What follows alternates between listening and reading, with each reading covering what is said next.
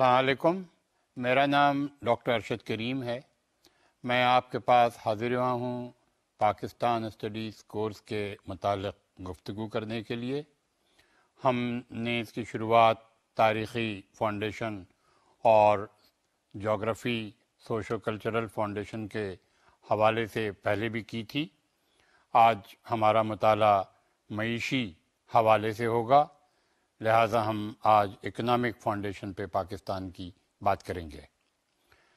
ہم نے اپنے پچھلے لیکچروں میں دیکھا ہے کہ تاریخی اعتبار سے ہند پاکستان برصغیر کی ایک لمبی تاریخ نے پاکستان کو بہت ساری باتیں دی ہیں۔ کہاوت مشہور ہے کہ تاریخ سے ہم سیکھتے ہیں کہ جو غلطیاں ہم کرتے ہیں اس سے ہم تجربہ حاصل کرتے ہیں، اور انہی غلطیوں کو کنارہ کش کرتے ہوئے ہم ترقی کی راہ پہ گامزن ہوتے ہیں۔ یہی وجہ ہے کہ ہم تاریخ کو بہت اہمیت دیتے ہیں، اور تاریخی حوالے سے ہی اس لیے میں نے مطالعہ پاکستان کا سلسلہ آپ کے سامنے شروع کیا تھا۔ پھر ہم نے جغرافیائی سلسلے کو شروع کیا۔ جغرافیہ ایک ملک کی اہمیت کو بہت صاف ستھرے طور پہ بیان کرتا ہے۔ اس سے ملک کی جغرافیائی حالات، جس میں موسم، پہاڑ، زمین، دریا، سمندر اور ساتھ ساتھ ٹرانسپورٹیشن کے طور طریقے وغیرہ کا شمار ہوتا ہے۔ پھر ہم نے اس کے بعد ثقافتی اور معاشرتی حالات کا معائنہ کیا اور اسے بہت تفصیلی نظروں سے دیکھا، جانچا، پرکھا۔ اس سے بھی ہم نے سیکھا کہ پاکستان کا قیام عمل کے آنے کے بعد پاکستان کا سوشو کلچرل فاؤنڈیشن بہت اہمیت رکھتا ہے، چونکہ اس نے پاکستان کو ملٹی کلچرل سوسائٹی اور سوشلی ڈائیورسفائڈ سوسائٹی سے نوازا، اور ثقافت اور معاشرت اس طریقے سے پاکستان کی سیاست کی ایک بہت اہم بنیاد بنی۔ ان ساری باتوں کو سامنے رکھتے ہوئے جب ہم معیشت کی طرف نظر اٹھاتے ہیں تو جیسا کہ میں نے بتایا آپ سے کہ تاریخ ایک طرف تو ہمیں سکھاتی ہے کہ اپنی غلطیوں کا اثاثہ بھریں ہم، اور جو غلطیاں کرتے آئے ہیں اس سے سبق سیکھیں۔ جغرافیہ ہمیں عمارت اور غربت، یعنی قدرتی ہمارے ذرائع جو ہیں اس کی طرف بھی لے جاتا ہے، اور ساتھ ساتھ ایگریکلچر کے ذریعہ بھی جغرافیائی مطالعے کی اہمیت بہت بڑھتی ہے، جو کہ ہم نے اہم سمجھتے ہوئے اسے بھی پاکستان کے مطالعے میں استعمال کیا تھا۔ اب معیشت کی جب بات آتی ہے سامنے تو معیشت کا تعلق بہت زیادہ معاشرت اور ثقافت کے ساتھ ہے۔ معیشت ایک اپنی خاص اہمیت رکھتی ہے، چونکہ اگر معیشی ترقی کی طرف ہم بڑھنا چاہیں تو اس میں ان تینوں چیزوں کا، تاریخ کا، جغرافیہ کا اور معاشرت اور ثقافت کا تعلق بہت زیادہ ہوتا ہے۔ اسی لیے ہم نے پہلے ان تینوں کو آپ کے سامنے بنیادی طور پہ پیش کرنے کی کوشش کی تھی، اور یہ بتانا چاہا تھا کہ پاکستان کے مطالعے میں وہ کس طرح اہمیت کے لحاظ سے بہت اہم ہیں۔ اب ہم معیشت کی نظر اٹھاتے ہیں اور ہم دیکھتے ہیں کہ پاکستان میں معیشت کی بنیاد کس طریقے سے پاکستان کی سیاست کو اور پاکستان کے حالت کو بہتر بنانے میں کامیاب ہو سکتی ہے۔ ظاہر ہے کہ اس مطالعے کے حوالے سے ہمیں پھر تاریخ کی طرح، جغرافیہ کی طرح اور ثقافت اور معاشرت کی طرح تاریخ میں واپس جانا پڑے گا، پرانے زمانے میں جانا پڑے گا، اور ادھر جھانکتے ہوئے یہ دیکھنا پڑے گا کہ ہماری معیشی بنیاد کیسی رہی ہے، کیسی تھی، اور اب کیسے ہونے کی توقعات ہیں۔ اس حوالے سے ہمیں آپ اجازت دیں کہ ہم تاریخ میں پیچھے جائیں اپنی معیشی زندگی کو دیکھنے کے لیے۔ ظاہر ہے کہ جب ہم پاکستان کا مطالعہ شروع کرتے ہیں تو پاکستان ایز سچ ابھی جب ہم لیتے ہیں تو یہ ایک چھوٹا سا ملک ہے جس کے 5 صوبے ہیں.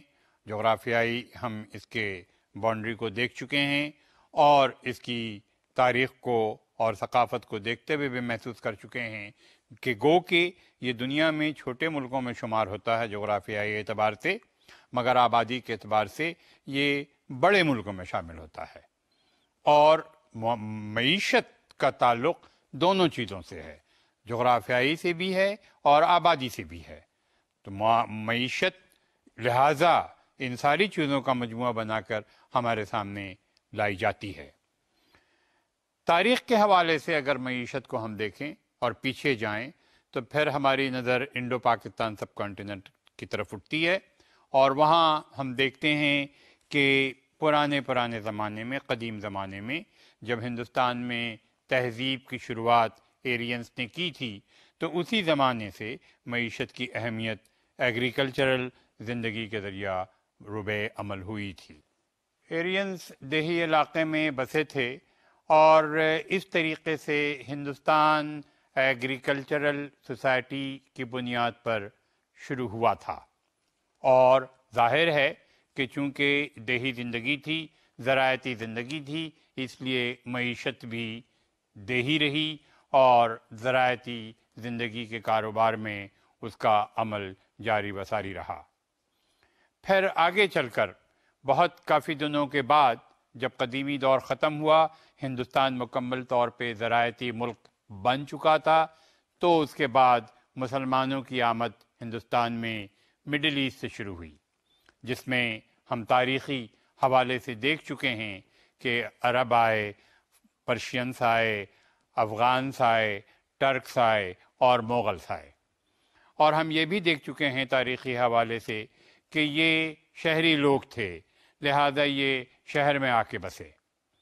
آپ کو سن کر تعجب ہوگا کہ انسائکلوپیڈیا میں یہ درج ہے کہ اس زمانے میں، اینشنٹ زمانے میں، بقبل اس کے کہ جب مسلمانوں نے ہندوستان پر قبضہ کیا تھا، اینشنٹ دور میں جب اشوکا حکومت کر رہا تھا ہندوستان میں، جو کہ تقریباً 3rd century 4th century BC کا زمانہ تھا، اس زمانے میں ہندوستان کا شہر پاٹلی پترا دنیا کا سب سے بڑا اربنائزیشن سینٹر تھا. اب وہ ایک چھوٹا سا شہر ہے جو پٹنہ کے نام سے پکارا جاتا ہے اور ہندوستان کے ایک صوبہ بہار کا دارالسلطنت ہے. تو وہ چھوٹا سا شہر اس زمانے میں 3rd سینچری BC میں اتنا بڑا تھا کہ وہ پوری دنیا میں سب سے بڑا اربن سینٹر مانا جاتا تھا. اس سے وضاحت ہوتی ہے کہ ہندوستان کی تاریخ میں، بلکہ دنیا کی سویلائزیشن کی تاریخ میں، اربنائزیشن کا تصور بالکل مختلف تھا آج کے زمانے کے مقابلے میں. پھر ہم جب قدیم زمانے سے نکلتے ہیں اور درمیانے زمانے میں آتے ہیں اور مسلمانوں کی حکمرانی کے دور میں آتے ہیں تو ہم دیکھتے ہیں کہ یہ اربن تھے، اور اس وقت تک ہندوستان ایک بہت زیادہ طور پہ اربنائزیشن میں تبدیل ہو چکا تھا. وہ شہر جو کہ پاٹلی پترا تھا وہ بھی بڑا بن چکا تھا، اور اس کے علاوہ اور بہت سارے شہر ہندوستان میں ابھر چکے تھے، جس میں لاہور تھا، جس میں الہ آباد تھا، جس میں کانپور تھا، جس میں دہلی تھا، جس میں آگرہ تھا، جس میں کلکتہ تھا. یہ وہ پرانے شہر تھے جو کہ اس زمانے میں شاید قدیمی دور میں گاؤں کی حیثیت رکھتے ہوں گے، مگر مسلمانوں کو آنے کے وقت یہ سارے کے سارے شہری شکل میں ابھر چکے تھے.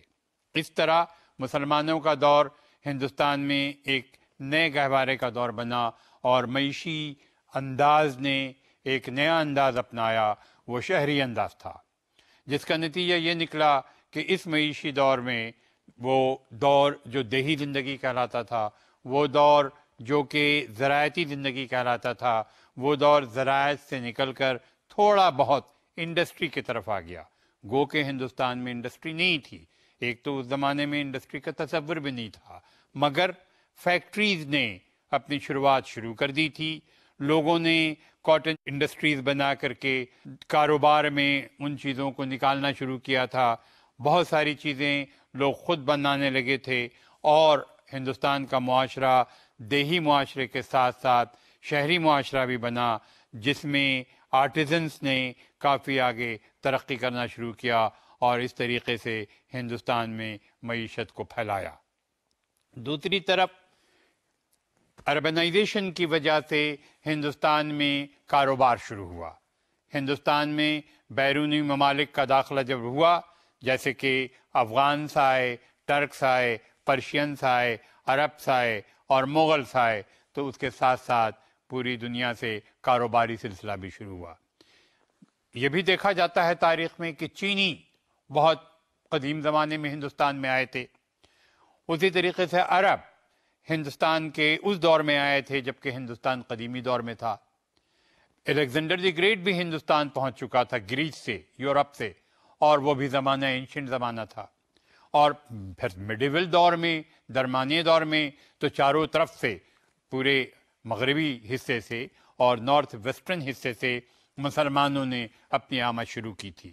اور اس طریقے سے جب ہم تاریخ میں جاتے ہیں اور اکنامک ہسٹری کو ہند پاکستان بر صغیر کی دیکھتے ہیں تو ہمیں نظر آتا ہے کہ اسی دور میں مسلمانوں کی آمد کے دور ہی کے ساتھ تجارت بھی زور و شور میں ہندوستان میں شروع ہو چکی تھی. اور یہ کہنا میرے خیال میں ضروری بھی نہیں ہوگا کہ یہی وجہ تھی، تجارتی وجہ تھی جو سمندر کے ذریعہ ہوا کرتی تھی کہ محمد بن قاسم کو ہندوستان میں داخل ہونا پڑا تھا اور اس طریقے سے ہندوستان میں اسلام داخل ہوا تھا. چونکہ محمد بن قاسم کو بھیجا گیا تھا کہ جو تجارتی ہندوستان کی طرف آتے تھے ان کے ساتھ پائرٹنگ ہوتی تھی، ہندو ان کو مار دیتے تھے، لوٹ لیتے تھے، اور اسی کو روکنے کے لیے محمد بن قاسم کو ہندوستان بھیجا گیا تھا. اور اس طرح محمد بن قاسم نے ہندوستان کے سندھ کے حصے پہ قبضہ کیا تھا اور اسلام اسی راستے سے ہندوستان میں داخل ہوا تھا. تو تاریخ کو اور معیشت کو اور جغرافیہ کو ہم ملاتے ہیں تو ہم دیکھتے ہیں کہ ان تینوں کے مجموعے نے کس طریقے سے درمیانی دور میں معیشت کو آگے بڑھا کر ترقی دی. پھر جب مغلوں کا زمانہ گرتا نظر آیا تو ہندوستان کی معیشت پہ اس کا اثر پڑنے لگا. اس کی وجہ یہ بنی کہ اورنگزیب کے بعد جو لیٹر مغلس آئے نہ تو ان میں حکومت کرنے کی صلاحیت تھی اور نہ ان میں وہ ثقافتی مضبوطی تھی جس کو مغلیہ خاندان نے ایک بے انتہا ڈسپوٹک رول کے ساتھ ہندوستان میں قائم کیا تھا، جس میں یقیناً سر فہرست ہر وہ بادشاہ تھا جسے آج بھی ہم اچھی طرح یاد کرتے ہیں، شہنشاہ اکبر، شہنشاہ جہانگیر، شہنشاہ شاہ جہان اور شہنشاہ اورنگزیب. ان چاروں نے ہندوستان کو بہت آگے بڑھایا. یہاں تک کہ اگر آپ تاریخی اعتبار سے دیکھیں تو آج بھی ہندوستان کا بنا شاہ جہاں کے بنائے ہوئے تاج محل کو one of the wonders of the world کے نام سے پکارا جاتا ہے. اگر آپ تاج محل کو غور سے دیکھیں تو آپ کو احساس ہوگا کہ یہ ایک ایسا شاہکار ہے جو واقعی ونڈر آف دی ورلڈ کے نام سے پکارے جانے کے قابل ہے. اس کی باریکی اور اس کی کارکردگی واقعی ایک ایسا شاندار شاہکار ہے جس کا جتنا بھی بارے میں تعریف کی جائے وہ آج بھی کم ہے. پھر مغلیہ خاندان نے بہت بڑے بڑے قلعے بنائے، بہت بڑے بڑے پارکس بنائے، بڑی بڑی عمارتیں بنائیں، اور منصبداری سسٹم کے نظام کے تحت انہوں نے معیشی کاروبار کو شہری زندگی میں بہت آگے بڑھایا. لہٰذا اورنگزیب کی حکومت تک ہندوستان معیشی اعتبار سے بہت مضبوط رہا، مگر بر صغیر کے لیے یہ بڑی بدقسمتی ہوئی کہ اس پہ انگریزوں نے اپنی اہمیت کو ابھارنا شروع کیا، جس کی شروعات اورنگزیب کے ڈاؤن فال کے بعد ہی شروع ہو گئی تھی، یعنی اورنگزیب کے انتقال کے بعد ہی شروع ہو گئی تھی. گو کہ انگریز جہانگیر کے زمانے سے آ چکے تھے ہندوستان میں اور تجارت ہی کرنے آئے تھے، مگر اورنگزیب کے وفات کے بعد چونکہ لیٹر مغل میں اتنی کمزوریاں تھیں کہ مسلمانوں کی معیشی حالات پر اس کا بہت برا اثر پڑا تھا۔ جب انگریزوں نے یہاں داخلہ شروع کیا تو اس سے ہندوستان کے فوائد بھی بہت ہوئے۔ سب سے بڑا فائدہ یہ ہوا کہ انگریزوں کے ذریعہ ہندوستان میں دو اہم چیزیں آئیں۔ ایک تو وہ اپنے ساتھ بیوروکریسی لے کر کے آئے اور ہندوستان کے نہ صرف شہری نظام کو بلکہ دیہی نظام کو بھی مضبوط بنانے میں انہوں نے مدد کی۔ دوسرے، وہ اپنے ساتھ سائنس لے کے آئے اور سائنس کے ساتھ الیکٹرسٹی کا آنا، ٹرانسپورٹیشن کا آنا، ریلوے کی لائنوں کا پورے ہندوستان میں بچھ جانا، پھر آگے چل کے ہوائی جہاز کا آ جانا، ریڈیو کا آ جانا، ٹیلی فون کا آ جانا، گویا کہ کمپلیٹ کمیونیکیشن سسٹم کا آ جانا ہندوستان میں انگریزوں کا کنٹریبیوشن تھا۔ اس کا نتیجہ یہ ہوا کہ انگریزوں کے 200 سال کے دور میں ایک طرف تو مغلیہ خاندان گرتا چلا جا رہا تھا اور گر چکا تھا 100 سال کے بعد جب انگریزوں نے 1857 میں ہندوستان پر قبضہ کرتے ہوئے 1858 میں اسے کالونی کی شکل میں تبدیل کر دیا تھا۔ مگر دوسری طرف انگریزوں کی کنٹریبیوشن کو اگر ہم دیکھیں معیشی حوالے سے تو ہندوستان کے لیے بہت فائدہ مند ثابت ہوا۔ یقیناً ہندوستان کو ماڈرن بنانے میں انگریزوں کا بہت بڑا ہاتھ ہے، گو کہ انگریزوں نے ہندوستان کے ساتھ زیادتی بھی کی۔ مثلاً وہ یہاں سے روئی لے جاتے تھے جو کہ ہندوستان میں بہت زیادہ پیدا ہوتی تھی، اس کے گرم کپڑے انگلستان میں بناتے تھے، وہاں ان کی انڈسٹریز بہت تھیں، وہاں ان کا کپڑا بنتا تھا اور نہ صرف وہ ہندوستان میں بیچا جاتا تھا بلکہ پوری دنیا میں بکتا تھا۔ لہٰذا یہاں کی دولت اب انگلستان جانے لگی، انگلستان امیر بنتا گیا، ہندوستان غریب بنتا گیا۔ مگر دوسری طرف یہ جو تجارتی کاروبار تھا اس کے لیے انگریزوں نے ہندوستان کو اور ماڈرن بنانے کی کوشش کی، جس کے نتیجے میں نئے شہر ابھرے، جس میں بالخصوص کچھ شہروں کے نام کو درج کیا جاتا ہے جس میں کلکتہ اور بمبئی شامل ہیں، اس کے ساتھ مدراس بھی شامل ہے، اس کے ساتھ کراچی بھی شامل ہے، اس کے ساتھ لاہور بھی شامل ہے اور اس کے ساتھ دہلی بھی شامل ہے۔ مگر کراچی، بمبئی، کلکتہ اور مدراس یہ چار شہر انگریزوں کے لیے بہت زیادہ اہمیت رکھتے تھے، جس کی وجہ سمندر کا کنارہ تھا، سی پورٹ تھا۔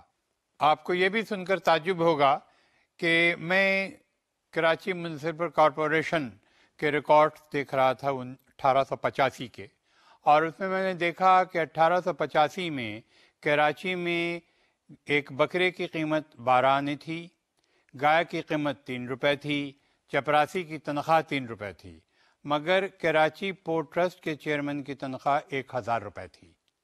تو آپ اندازہ لگا سکتے ہیں کہ کراچی پورٹ ٹرسٹ کتنا زیادہ اہمیت رکھتا تھا بحوالہ معیشت کے۔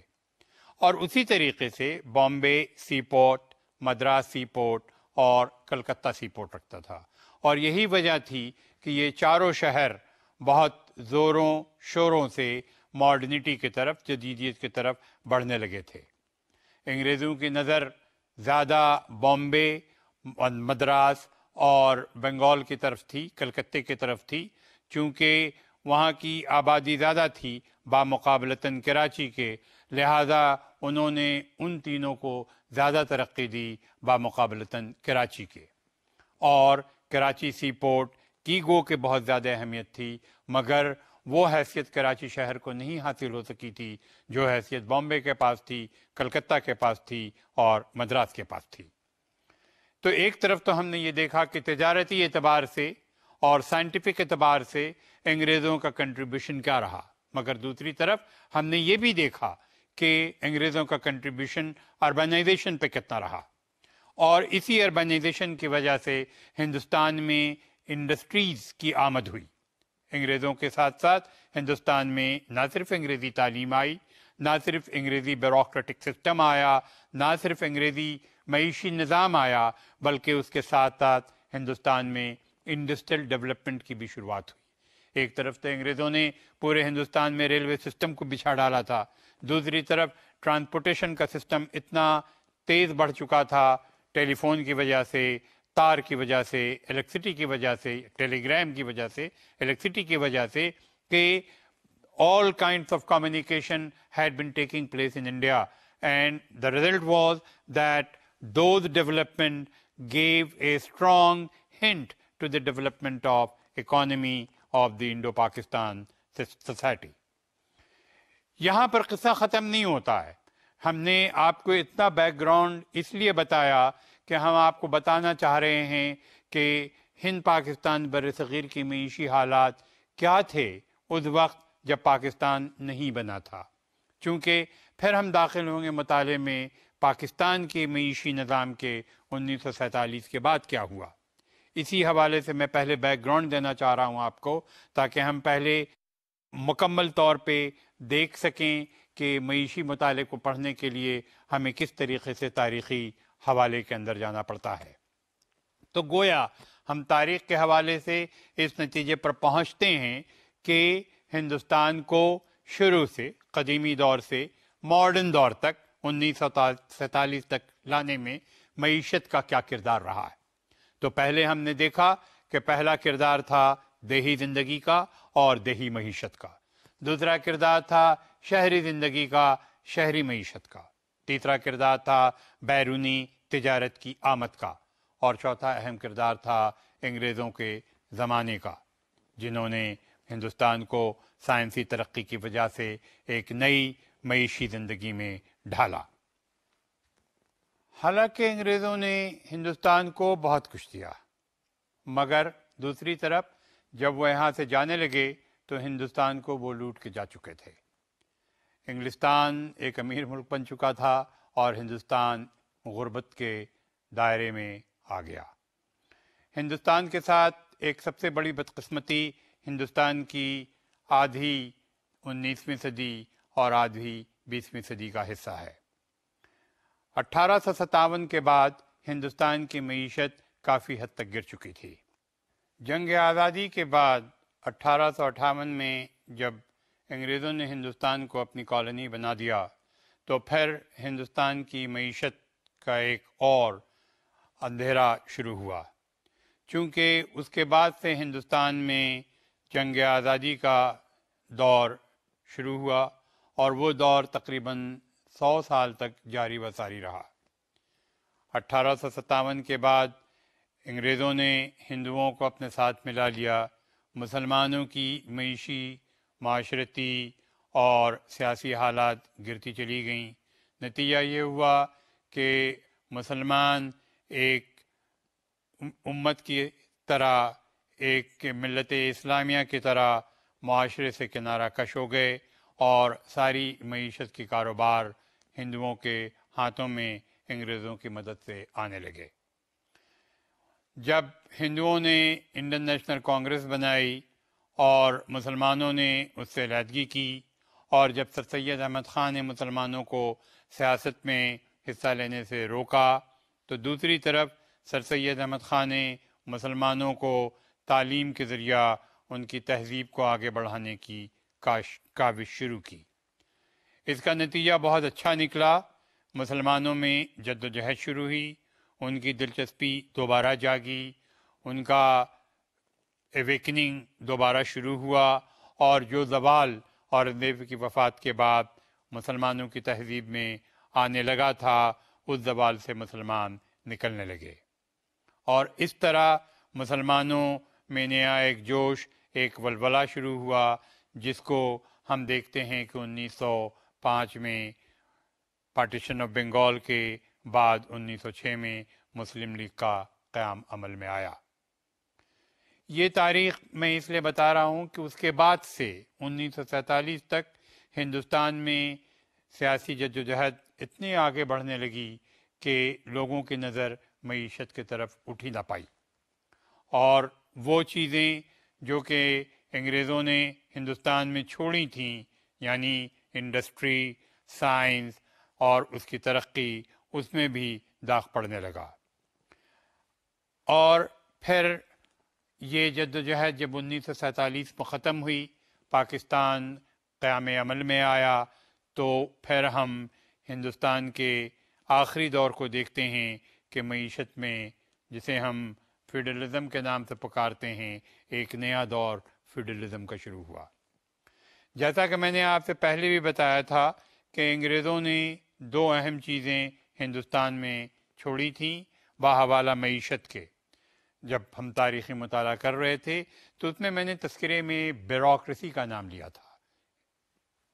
بیوروکریسی نے ہندوستان کی سیاسی تہذیب میں ایک نیا گہوارہ لایا، اور وہ تھا کہ اس نے ہندوستان میں فیوڈلزم کے عروج کو آگے بڑھایا۔ انگریزوں نے بیوروکریسی کی مدد سے فیوڈلزم کو ترقی دی، اور اس طریقے سے زمیندارانہ نظام ہندوستان میں پھیلنا شروع ہوا۔ تو ایک طرف تو مغلیہ ڈاؤن فال ہو رہا تھا، دوسری طرف مسلمانوں کی تہذیب کا زوال بھی عمل میں آ چکا تھا، ان کی معیشت، ان کی معاشرت پیچھے ڈھکیلی جا رہی تھی۔ تو دوسری طرف زمیندارانہ نظام آگے بڑھ رہا تھا، اور ایسا لگ رہا تھا کہ ہندوستان صنعتی ترقی کے ساتھ ساتھ زرعی ترقی کی طرف عمل پذیر ہو رہا ہے۔ دوسرے لفظوں میں شہری انتظامیہ کے ساتھ ساتھ دیہی انتظامیہ میں بھی انگریزوں نے اپنا ہاتھ پاؤں ڈالنا شروع کر دیا، اور چونکہ انگریز خود سول بیوروکریسی لے کر آئے تھے، اور سول بیوروکریسی میں انگریزوں نے ہی اپنے نظام کو ضلعی نظام کی شکل میں قائم کرتے ہوئے انگریزوں کو ڈپٹی کمشنر بنانا شروع کیا۔ انگریز جب ڈپٹی کمشنر بن کر چھوٹے شہروں میں جانے لگے، ڈسٹرکٹ کے ہیڈ کوارٹر میں رہنے لگے، تو لازماً چونکہ وہاں پڑھے لکھے اگر لوگ نظر آتے تھے تو ان میں کچھ زمیندار ہی تھے یا ان کے بچے تھے، اس لیے انگریزوں کا اٹھنا بیٹھنا ان کے ساتھ شروع ہوا، اور انگریزوں نے انڈائریکٹلی طور پہ اقتدار کا نظام ان کے ہاتھ میں دینا شروع کیا۔ دوسری طرف زمیندارانہ نظام جو کہ اکبر کے زمانے سے، منصبداری سسٹم کے زمانے سے شروع ہوا تھا، اس نے پھیلنا شروع کر دیا تھا۔ جیسے جیسے مغلیہ خاندان کی حکومت کمزور ہوتی جا رہی تھی، ویسے ویسے زمیندارانہ نظام یا جاگیردارانہ نظام ہندوستان میں تیزی میں پھیلتا چلا گیا۔ نتیجتاً انگریزوں کے جاتے وقت ہندوستان میں سب سے زیادہ اہم چیز جو نظر آئی تھی وہ ڈیولپمنٹ آف بیوروکریسی ایک طرف تھی، تو دوسری طرف جاگیردارانہ نظام یعنی فیوڈل سسٹم موجود تھا۔ گویا دوسرے لفظوں میں انگریزوں کا معیشی حوالے سے تین کنٹریبیوشن ہوا۔ پہلا صنعتی ترقی جس میں جدیدیت کا حصہ تھا، دوسرا بیوروکریٹک ترقی وہ بھی جدیدیت کا حصہ یا ویسٹرنائزیشن کا حصہ تھا، اور تیسرا بالکل ہندوستان کا حصہ تھا جسے ہم فیوڈلزم کے نام سے پکارتے ہیں۔ مگر ہمیں یہ نہیں بھولنا چاہیے کہ فیوڈلزم کا تصور انگلستان سے شروع ہوا تھا، اور وہیں سے وہ فیوڈلسٹ سوسائٹی کو لے کر کے ہندوستان میں آئے تھے جس نے ایک اورینٹل ڈسپوٹزم کی شکل میں ہندوستان کو بدل ڈالا تھا۔ یہ فیوڈل نظام ہندوستان کے لیے تو زیادہ فرق نہیں پیدا کر سکا، چونکہ ہندوستان کی آزادی کے فوراً بعد ہندوستان نے زمینداری سسٹم کو ختم کر ڈالا تھا۔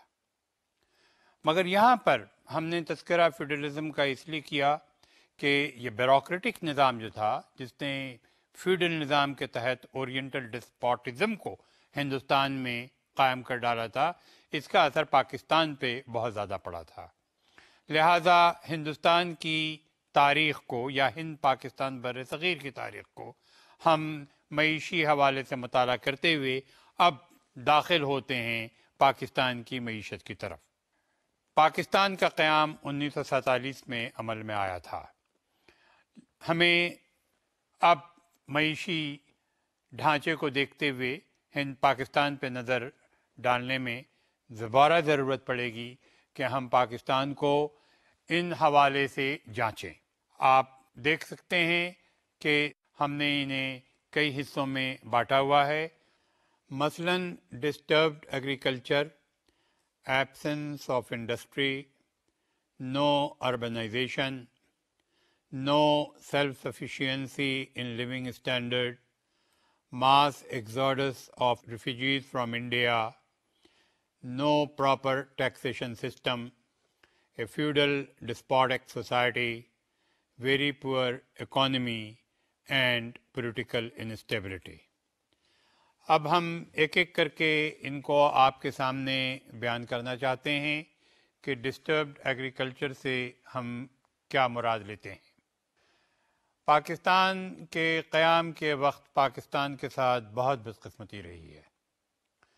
جیسا کہ میں نے آپ کو تاریخی حوالے سے بتایا تھا کہ پاکستان کو دو حصے میں بنایا گیا تھا، ایک مشرقی پاکستان جو بنگال کو آدھا تقسیم کر کے ایسٹ بنگال کے حصے کو مشرقی پاکستان نام دیا گیا تھا، اور دوسرا مغربی پاکستان جس میں پنجاب کو آدھے حصے میں ڈیوائڈ کر کے ویسٹ پنجاب پاکستان کے حصے میں آیا تھا، سندھ شامل تھا، فرنٹیئر پروونس شامل تھا اور بلوچستان کا حصہ شامل تھا۔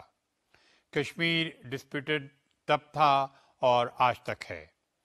اس طرح پاکستان کے یہ دو حصے مغربی پاکستان اور مشرقی پاکستان کی معیشت کو حوالے سے اگر ہم دیکھیں تو ہم کو جانچنا پڑنا ہے کہ پاکستان کا اس وقت ایگریکلچر کا کیا کاروبار تھا یا طریقہ کار تھا یا کیا حالات تھے۔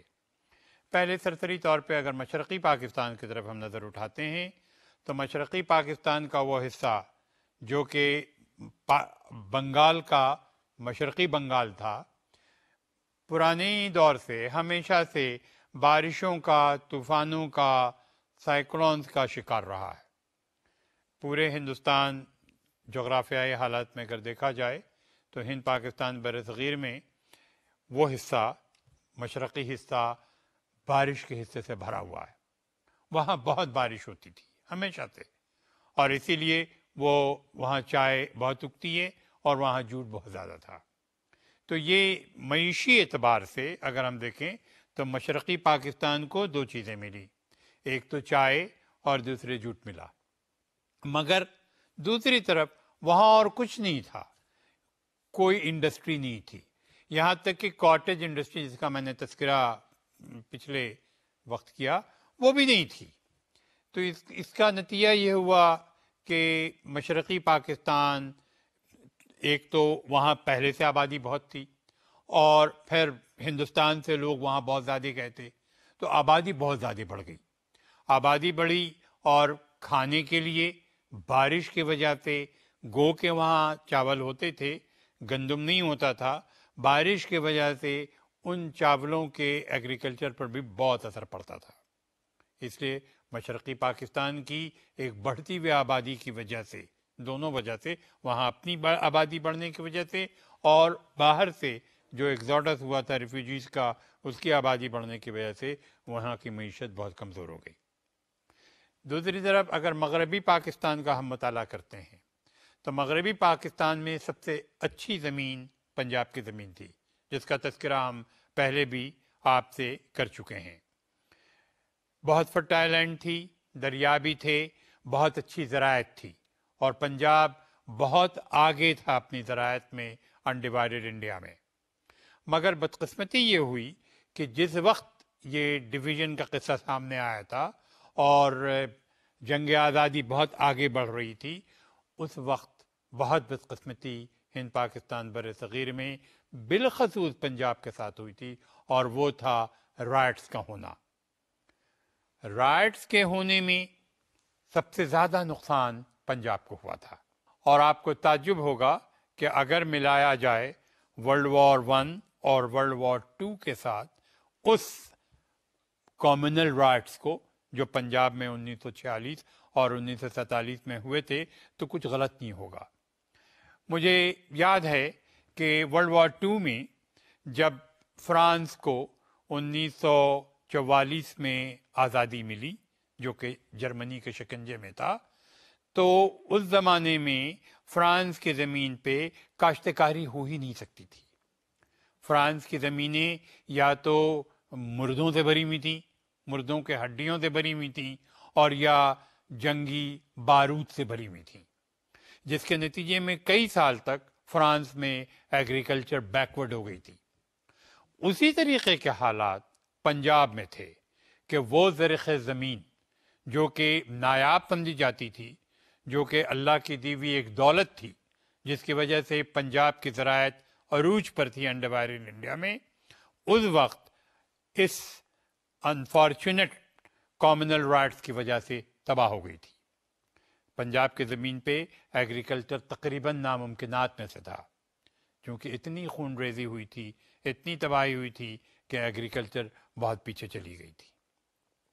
سندھ کی ایگریکلچر بدقسمتی سے، سندھ زمین جیسا کہ میں نے پہلے بھی درج کیا تھا زیادہ تر ڈیزرٹ کا حصہ ہے اور بہت تھوڑا حصہ ایگریکلچر کا حصہ تھا، لہذا سندھ کی زمین ایگریکلچر اس حد تک پیدا کر سکتی تھی جس حد تک سندھ کو ضرورت ہو سکتی تھی۔ اس لیے پاکستان کی معیشت میں سندھ کا کنٹریبیوشن انفارچونیٹلی ایگریکلچر سے اتنا مضبوط نہیں تھا۔ فرنٹیئر کا حصہ جو جس حد تک ایگریکلچر کا حصہ تھا وہ بہتر تھا، اور فرنٹیئر بھی سیلف سفیشینٹ تھا as far as agriculture was concern. Balochistan وہ بیچارہ کبھی بھی زراعتی حصے کا کوئی خاص حصے دار نہ رہ پایا تھا، کیونکہ وہاں کی زراعت اس قابل زمینی نہیں تھی کہ زراعت وہاں بہتر ہو سکتی تھی۔ وہ پھل اگاتے تھے اور اسی کے پھل کے کاروبار سے ان کی ایگریکلچر کی جو بھی اکانومی پہ ترقی ہو سکتی تھی یا سہولت ہو سکتی تھی اس سے وہ وابستہ تھے اور اسی کو وہ استعمال میں لا سکتے تھے۔ اس طرح پاکستان کی زراعتی زندگی اتنی زیادہ ڈسٹرب رہی کہ پاکستان کی اکانومی بہت پیچھے چلی گئی۔ دوسرا حصہ ہمارا ہے ایبسنس آف انڈسٹری کا۔ میں نے کافی وقت لیا آپ کا انڈسٹری کے بارے میں بتانے کے لیے جب ہم ان پاکستان بر صغیر کی انڈسٹری کا تذکرہ کر رہے تھے۔ میں نے بالخصوص 3 شہروں کا بھی نام لیا تھا جس میں بامبے، کلکتہ اور مدراس شامل تھا۔ میں نے اس وقت کراچی کا بھی نام لیا تھا اور آپ سے یہ کہا تھا کہ کراچی گو کے ایک سی پورٹ، بہت اہم سی پورٹ کا حصہ تھا، مگر کراچی میں کوئی انڈسٹری نہیں تھی۔ لہذا آپ کو تعجب ہوگا کہ جب پاکستان بنا تھا تو پاکستان میں 2 جسے انڈسٹری کے نام سے پکارا جاتا تھا، ایک ٹی اور دوسرے جوٹ، اس کے علاوہ پاکستان میں کچھ نہیں تھا۔ پاکستان میں انڈسٹری کی شروعات کراچی سے ہوئی اور وہ بھی کنٹریبیوشن کراچی کے رہنے والوں کا نہیں تھا بلکہ ہندوستان سے آنے والے لوگوں کا تھا، جس میں بالخصوص 2 نام شامل کیے جا سکتے ہیں، ایک تو داؤد کا اور دوسرا ولیکا کا۔ اصفہانی اور اعظم جی، یہ دونوں جو آئے تھے پاکستان ہندوستان سے، بامبے سے، یہ دونوں چلے گئے بنگال کی طرف، ایک نے چائے اپنے ہاتھ میں لی، دوسرے نے جوٹ اپنے ہاتھ میں لے لیا، مگر وہ دونوں بھی آ کے کراچی میں رہ گئے۔ اور یہ بامبے سے داؤد اور ولیکا نے آ کر کے پاکستان میں انڈسٹری کی بنیاد ڈالی۔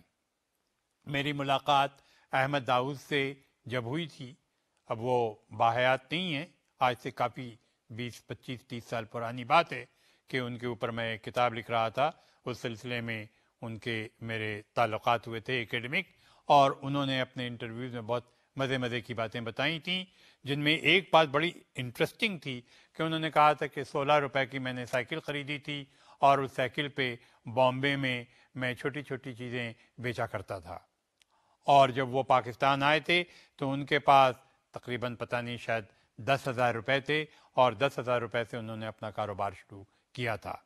اسی طرح ولیکا فیملی سے میری ملاقات ہوتی رہتی تھی، اور ایک نور الدین ولیکا صاحب مرحوم سے ہماری کافی اٹھنا بیٹھنا تھا، دوستی تھی۔ انہوں نے بھی بتایا تھا کہ جب وہ آئے تھے چاروں بھائی اس ملک میں تو ان کے پاس بھی بہت چھوٹی سی رقم تھی جس سے انہوں نے پاکستان میں انڈسٹری لگائی تھی ٹیکسٹائل کی۔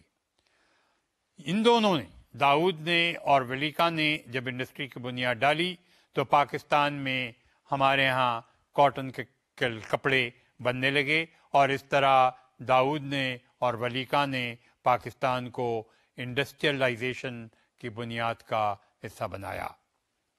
اس کے علاوہ پنجاب میں کوئی ایسی انڈسٹری نہیں تھی جس کا تذکرہ کیا جا سکتا ہے، اور کوئی تیسرا شہر ایسا تھا بھی نہیں جس کا تذکرہ ہم یہاں پر کر سکتے ہیں، جس سے ہم ایک اگلے حصے پر پہنچتے ہیں جس کو ہم نے ٹائٹل کیا ہوا ہے اربنائزیشن سے۔ میں نے تاریخی حوالے سے، معیشی تاریخ کے حوالے سے ایک کافی حد تک آپ کو بتایا تھا کہ ہندوستان میں انگریز جب آئے اس سے پہلے ہی مغلوں کے دور میں شہری معاشرہ شروع ہو چکا تھا، جس میں لاہور بھی ایک شہر کی حیثیت سے ابھر چکا تھا اور کراچی بھی ایک شہر کی حیثیت سے ابھر چکا تھا۔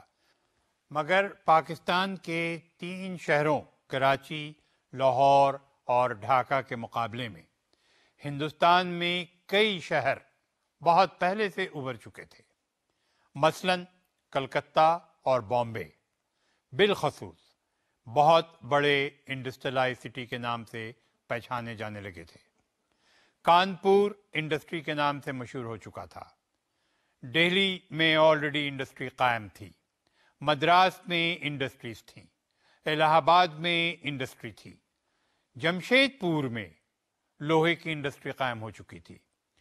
اس لیے اگر ہم تجزیہ کرتے ہیں ہندوستان کے مقابلے میں پاکستان کا، تو پاکستان کے ساتھ بدقسمتی رہی کہ جو حصہ پاکستان کی قسمت میں آیا، بنگال کا آدھا حصہ ایسٹ بنگال اور ویسٹ پاکستان کا حصہ جو انڈو پاکستان سب کانٹیننٹ کا ویسٹرن حصہ تھا، وہ یہاں انڈسٹری تھی ہی نہیں انگریزوں کے زمانے میں، ابھری نہیں کبھی، اس لیے پاکستان بیچارہ قاصر رہا انڈسٹری سے، اور جس کے نتیجے میں اربنائزیشن تھے۔ تو اربنائزیشن جو کہ ڈیولپمنٹ، اکنامک ڈیولپمنٹ کے لیے سب سے اہم ہے، وہ پاکستان میں بالکل ایبسنٹ تھا۔ آپ نوجوان اگر نظر اٹھا کے دیکھتے ہیں تو ماشاءاللہ بہت سارے شہر نظر آتے ہیں، لاہور بہت بڑا میٹروپولیٹن سٹی ہو چکا ہے، پنجاب میں اتنے سارے شہر ابھر چکے ہیں، گوجرانوالا، فیصل آباد، گجرات، اگر ان شہروں کا آپ دیکھیں، ملتان، بھاولپور، تو ہر جگہ انڈسٹری ہے، بہت تیزی میں پھیلی ہے۔ مگر اس وقت نئے نئے پاکستان میں، جسے ہم انفنٹ پاکستان کہتے ہیں، بیچارہ پاکستان انڈسٹری سے قاصر تھا۔ بنگال تو بالکل ہی قاصر تھا۔ تعجب کی بات ہے کہ بر صغیر میں سب سے زیادہ جوٹ بنگال ویسٹ بنگال میں نہیں، ایسٹ بنگال میں پیدا ہوتی تھی، جو کہ ایسٹ بنگال بنا تھا۔ مگر ویسٹ بنگال انڈیا سب سے زیادہ جوٹ ایکسپورٹ کرتا ہے، اس وقت بھی اور آج بھی، بمقابلتاً بنگلہ دیش کے یا بمقابلتاً ایسٹ پاکستان کے۔ اسی طرح چائے ایسٹ پاکستان میں بہت ہوتی ہے، مگر ویسٹ پاکستان میں چائے نہیں تھی، اس لیے اس کی کھپت ویسٹ پاکستان میں ہو جاتی تھی۔ دوسری طرف اس سے چھوٹا ملک سری لنکا پوری دنیا میں چائے میں مشہور ہے، پھیلا ہوا ہے۔ ہندوستان تو بہت بڑا ہے، ہندوستان پھیلا ہوا ہے ٹھیک ہے، مگر سری لنکا زیادہ پھیلا ہوا بمقابلتاً انڈیوائڈڈ پاکستان کے، جو 1971 کے پہلے پاکستان کا حصہ ایسٹ پاکستان تھا۔ تو اس وقت بھی چائے پاکستان میں اتنی ایکسپورٹ نہیں ہوتی تھی جتنی کہ ہونی چاہیے تھی، اس لیے کہ اس کی کھپت ویسٹ پاکستان میں اس کی ضرورت تھی۔ اس طرح اربنائزیشن کے ایبسنس نے پاکستان کو کافی اکنامک ڈیولپمنٹ میں نقصان پہنچایا۔ پھر ہمارا اگلا حصہ ہے self sufficiency in living standard. Pakistan کا لیونگ اسٹینڈرڈ ہمیشہ سے بہت زیادہ رہا۔ ایک بات یہاں پر میرے خیال میں بیان کرنے کے قابل ہے، جو کہ ہے تو بڑی مزاحیہ قسم کی، کہ ہندوؤں کے بارے میں کہتے ہیں یا ہندوستانیوں کے بارے میں کہتے ہیں کہ اگر ان کے پاس 1 روپیہ ہے تو وہ دکھاتے ہیں ان کے پاس 4 آنا ہے، گویا کہ ان کا لیونگ اسٹینڈرڈ اتنا لو ہے۔ پاکستانیوں کے پاس اگر 4 آنا ہے تو وہ کہتے ہیں کہ ہمارے پاس 1 روپیہ ہے۔ اور یہ آنے کا حساب میں آپ سے اس لیے بتا رہا ہوں کہ یہ پرانی کہانی ہے، آج کی کہانی نہیں ہے، یہ اس زمانے کی کہانی ہے جب آنے چلتے تھے، روپیہ اور پیسہ نہیں ہوتا تھا۔ تو گویا کہ پاکستان کا لیونگ اسٹینڈرڈ ہندوستان کے لیونگ اسٹینڈرڈ کے مقابلے میں 3 گنا زیادہ، آج بھی زیادہ۔ آپ کو تعجب ہوگا کہ آپ اگر لاہور سے نکل کر دہلی چلے جائیں، جو کہ لاہور کے مقابلے میں کافی بڑا شہر ہے اور ہندوستان کا دارالحکومت بھی ہے، تو آپ کو نظر آئے گا کہ وہاں کا لیونگ اسٹینڈرڈ پاکستانیوں کے لیونگ اسٹینڈرڈ سے بہت نیچے، بہت زیادہ نیچے. ہمارا middle class, rather lower middle class جس اسٹینڈرڈ سے لاہور میں رہتا ہے، ان کا اپر کلاس رہتا ہے.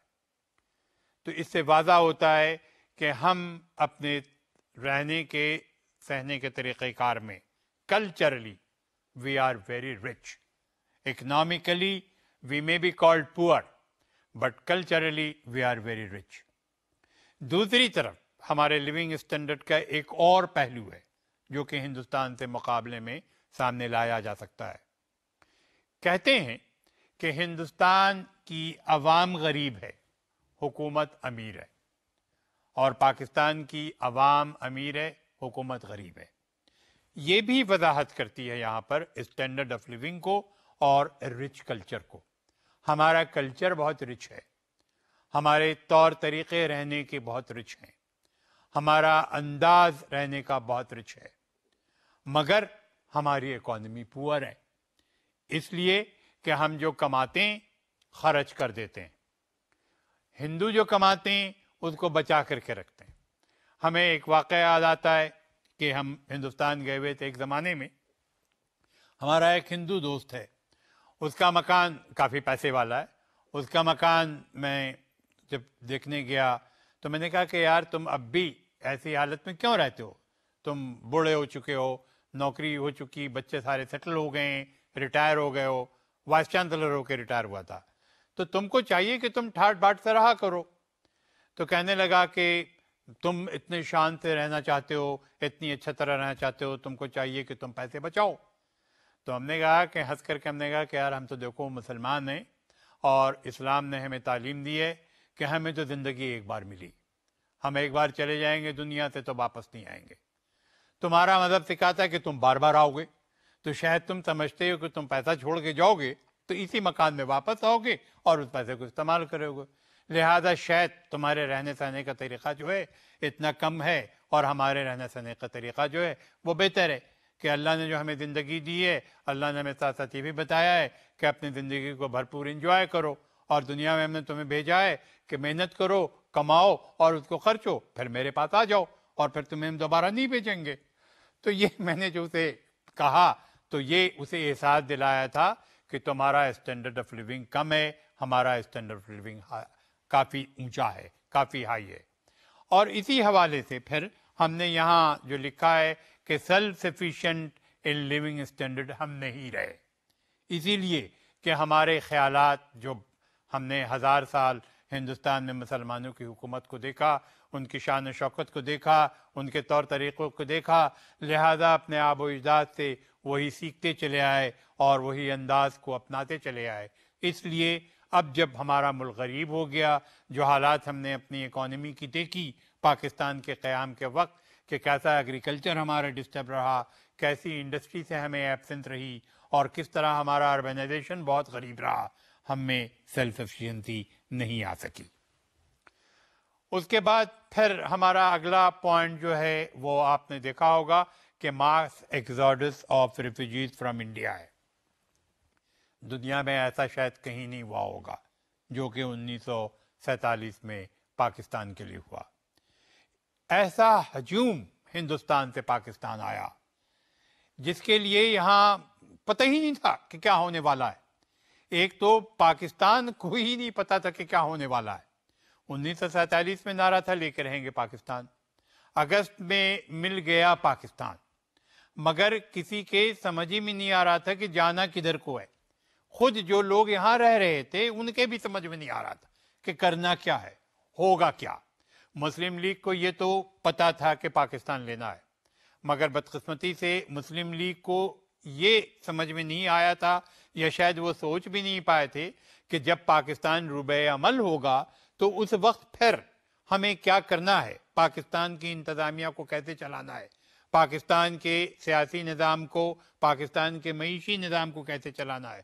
چونکہ اس وقت اتنی گڑبڑ تھی، اتنی تکلیف دہ کن حالات تھے کہ کسی کے سمجھ میں کچھ نہیں آ رہا تھا. اور اس پر سے بڑھتا ہوا ہجوم لاکھوں کی تعداد میں، پروبیبلی کروڑوں کی تعداد میں ہندوستان سے پاکستان کی طرف داخل ہو رہا تھا.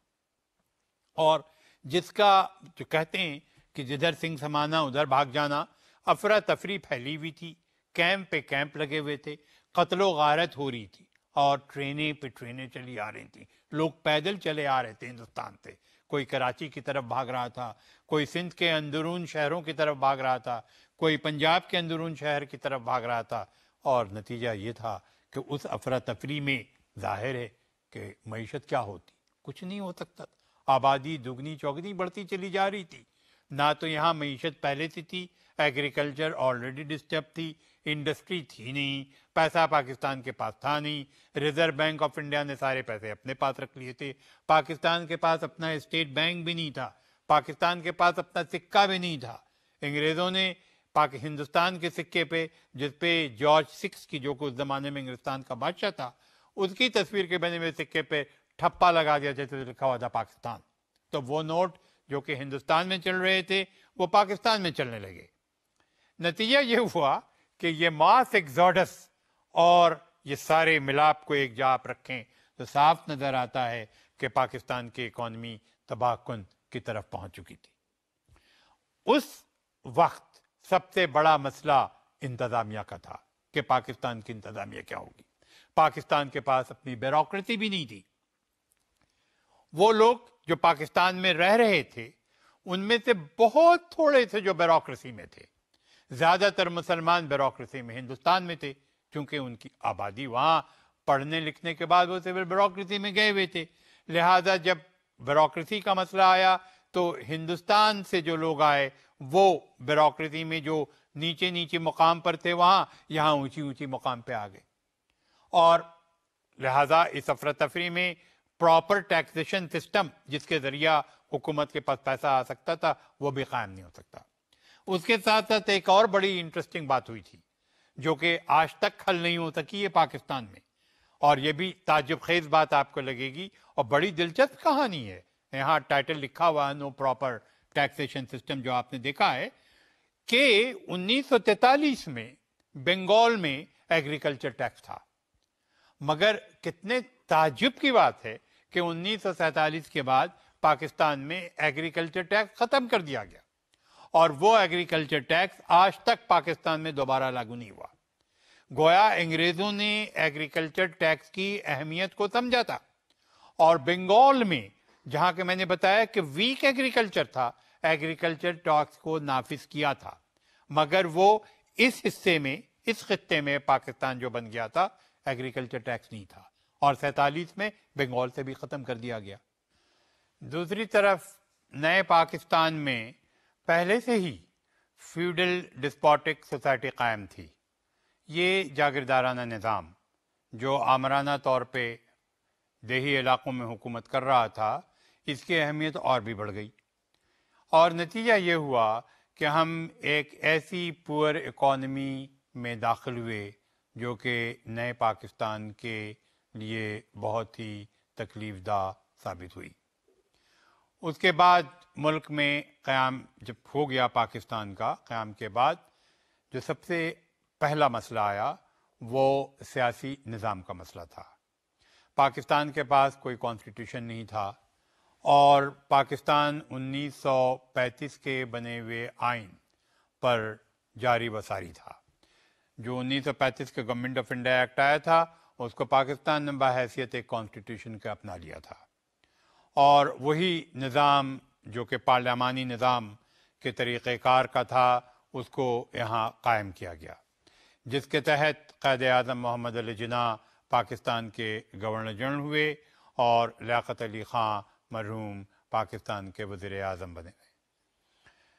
مگر اس وقت نہ تو الیکشن ہوا تھا ملک میں، نہ الیکشن ہو سکتا تھا ملک میں۔ یہ پرانا الیکشن تھا 1946 والا، جو اسمبلی یہاں موجود تھی، اور اسی اسمبلی کو انہوں نے کانسٹیٹیوئنٹ اسمبلی بنایا تھا، جس کا کام تھا کہ پاکستان کو ایک نیا کانسٹیٹیوشن دیا جائے گا۔ تو یہ جب ظاہر ہے کہ وہ اسمبلی جو کہ 1946 میں الیکٹ ہوئی تھی اور مسلم لیگ کے دورے میں ہوئی تھی، لہذا مسلم لیگ کے ہی پاس سارے اقتدار تھے، جبکہ بنگال میں ایسا نہیں تھا۔ بنگال میں مسلم لیگ تھی، مگر بنگال میں سیاست بٹی ہوئی تھی، اور اس لیے ایک ایسا رجحان پیدا ہوا، سیاسی رجحان، جس کو سنبھالنا مشکل پڑ گیا۔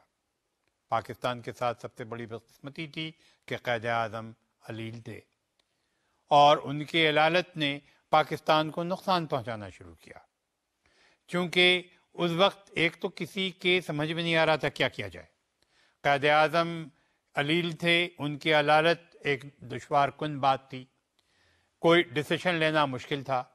قائد اعظم ہی حکمراں تھے، وہ گورنر جنرل تھے پاکستان کے، پاکستان مسلم لیگ کے صدر تھے، اور وہ فادر آف دی نیشن بھی تھے۔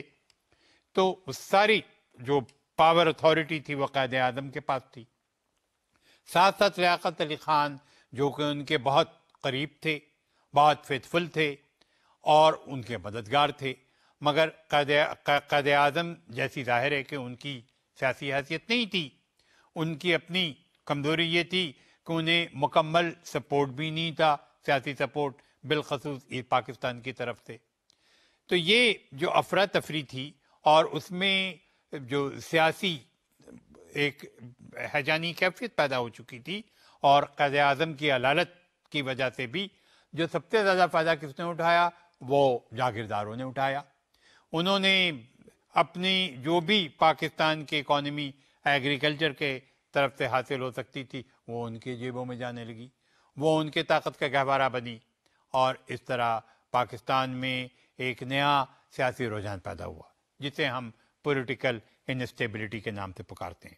اور چند ہی عرصے میں قائد اعظم محمد علی جناح کا انتقال ہو گیا، اور ان کے انتقال کی وجہ سے پاکستان کی پولیٹیکل انسٹیبلٹی اور بڑھ گئی۔ ظاہر ہے کہ پولیٹیکل اسٹیبلٹی ہی اکنامک ڈیولپمنٹ کے لیے بہت کارآمد ثابت ہو سکتی ہے، اور انفارچونیٹلی ہم دیکھتے ہیں کہ infant Pakistan because of political instability اور because of all those element جو آپ کو بتایا میں نے، جس میں آپ کو ایگریکلچر کا، انڈسٹری کا، فیوڈلزم کا، بیوروکریسی کا، وغیرہ وغیرہ، اربنائزیشن کا قصہ سنایا، اس سے واضح ہوتا ہے کہ پاکستان کی اکانومی اس وقت جب پاکستان بنا تھا بہت ہی کمزور حالات میں تھی۔ اس طرح فاؤنڈیشن آف پاکستان کے مطالعے میں اگر ہم اکنامک فاؤنڈیشن کو سامنے لاتے ہیں تو ہم دیکھتے ہیں کہ پاکستان بحیثیت ایک ملک کے ایک پور اکانومی کے ساتھ شروع ہوا۔ اب ہم اپنا مطالعہ یہاں پہ اکنامک فاؤنڈیشن کا ختم کرتے ہیں، اور امید کرتے ہیں کہ آپ کو کوئی دشوار کن بات نہیں نظر آئی ہوگی۔ ہم واضح طور پہ سمجھ چکے ہیں کہ پاکستان کے مطالعے میں historical foundation, geographical foundation, socio cultural foundation اور اکنامک فاؤنڈیشن بہت اہمیت رکھتے ہیں۔ بہت بہت شکریہ۔ خدا حافظ۔